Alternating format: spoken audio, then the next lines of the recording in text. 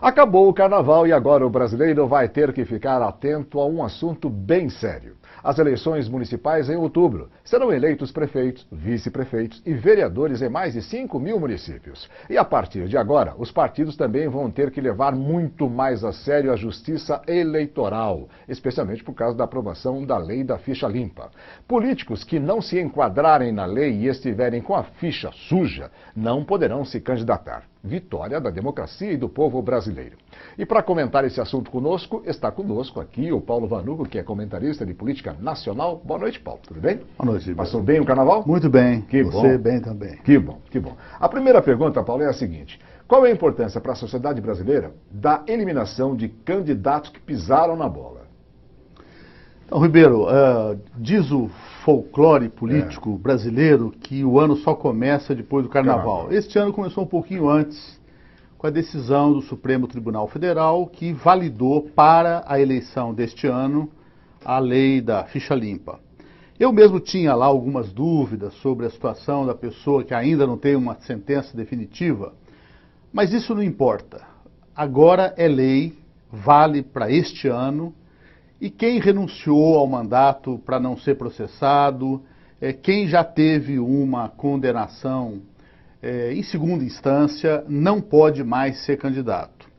E com isso, o judiciário brasileiro marca um gol no sentido de que a lei que foi aprovada é uma das raríssimas leis de iniciativa popular. O povo saiu às ruas, colheu 1.300.000 assinaturas, levou aos deputados parlamentares, é uma lei. Então, mais do que tudo, é a sinalização de que o povo tem de aproveitar as eleições, como você disse, para fazer avançar mais a democracia. Ou seja, no Brasil, durante décadas, ainda agora, o candidato ele percorria a cidade de algumas regiões e entregava para o eleitor um par de botina. E dizia, se eu me eleger, eu entrego outro par. Isso é compra de voto. O eleitor que dá o seu voto para uma pessoa assim, ele está querendo ser roubado pela corrupção. Então, agora, fica o chamado para as eleições municipais de que quem souber de distribuição de cestas básicas, de camiseta, dinheiro, tem de fazer a denúncia, porque isso é proibido por lei, essa pessoa não poderá se eleger. Quando a gente tem eleição, por exemplo, para a presidência, para o governo do estado, é muito mais, eu diria que muito mais visual, né? Mas nós teremos eleições municipais para prefeitos, vice-prefeitos e vereadores.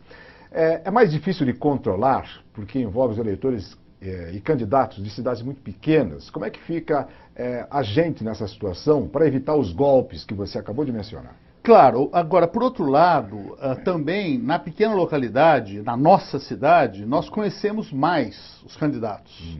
Nós, no nosso bairro, na rua, no nosso trabalho, na igreja, no clube, na escola, nós ouvimos falar e temos condições de ir lá verificar.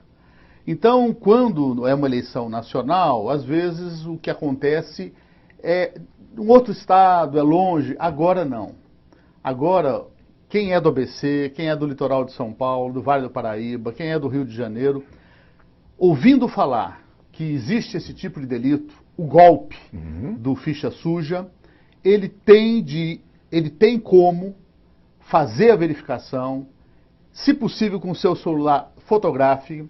Há canais de denúncia que são inclusive anônimos, você não precisa de dizer o nome, e chama a fiscalização da Justiça Eleitoral para que 2012 funcione realmente como um momento em que o Brasil passa a ter vergonha dos políticos corruptos e está decidido, eleitor por eleitor, a não deixar que tenham mais mandatos. É a nossa esperança. Boa noite para você, muito obrigado. Boa noite. Prazer revê-lo, viu? Prazer todo nosso. A gente se encontra na próxima quarta-feira.